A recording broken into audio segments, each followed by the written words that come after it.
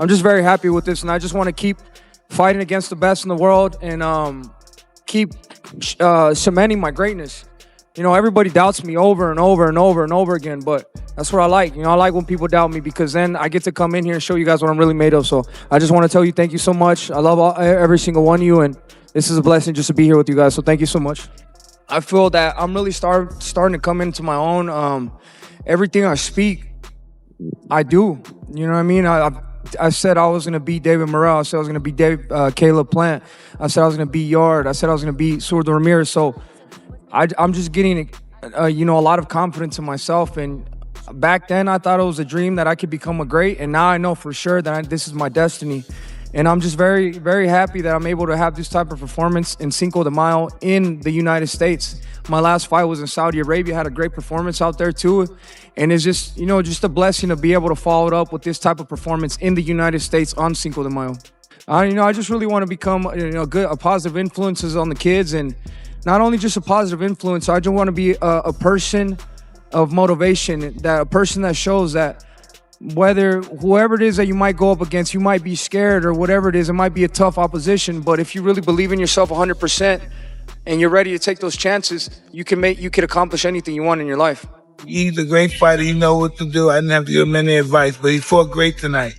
And when you look at the two, hell, Monstro had more of an excuse. At least he got jabbed and got disrupted. His looks more accidental than his own Canelo Alvarez. Listen, y'all, this is getting pathetic. Every time someone has a great win, the fanboys of the op always want to create some kind of controversy. And I'm pretty sure you guys are going to be in the comments acting crazy here. Yeah, it was the left elbow from Benavidez.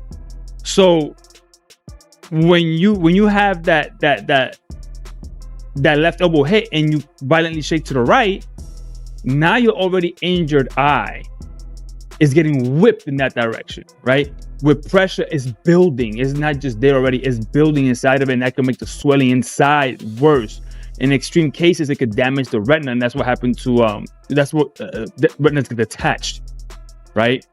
So there's actually a real concept for this. It's called contractile injury. When the referee stopped the fight on May 2nd, it initially looked like a clear and decisive result. David Benavidez secured a strong 6th-round stoppage, putting pressure on Gilberto Ramirez in the final moments. However, soon after the bout, the focus began to shift. In his post-fight comments, Ramirez suggested that during the closing exchange, he felt contact that he believed might not have been legal. While this claim was not officially confirmed, it quickly became part of the conversation. What started as a straightforward victory soon turned into a wider discussion, with attention moving from the result itself to questions about the final sequence.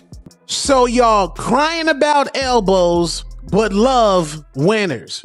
David Benavidez just put on a masterclass performance and destroyed Zurdo, but the conversation ain't about his masterclass, it's about elbows. But get this, remember, this is the sport of boxing, a sport that you don't play box. And history has showed us that the legends in the game, the greats, they've used pretty much everything to win. Bernard Hopkins, Lord Child. Floyd Mayweather, that forearm, Lord Child. Mike Tyson, we don't even want to talk about Mike Tyson. And get this, none of them apologized. It's funny, my nigga, because fans always talking about they want squabbles and violence. But the moment it gets uncomfortable, a certain fan base starts to motherfucking cry.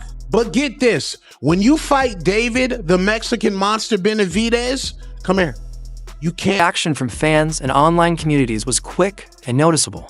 Many viewers began reviewing clips of the final round, slowing down footage and sharing different angles to better understand what happened. Highlight videos gained traction as discussions continued, with some people raising questions about specific moments, while others supported the original decision.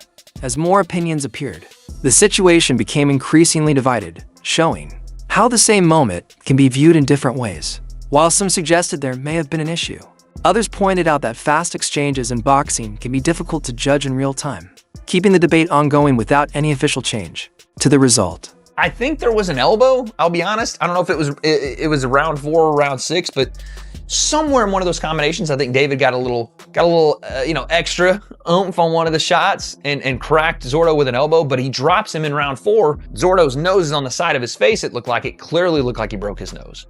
Like, to me, it was a clear nose break, but he dropped him in round 4. And I'll be honest, I was shocked that he dropped him that early. I thought, okay, if Benavidez stops him, it'll be accumulation. It'll be breaking him down. It'll be late in the fight. Dropped him in round 4.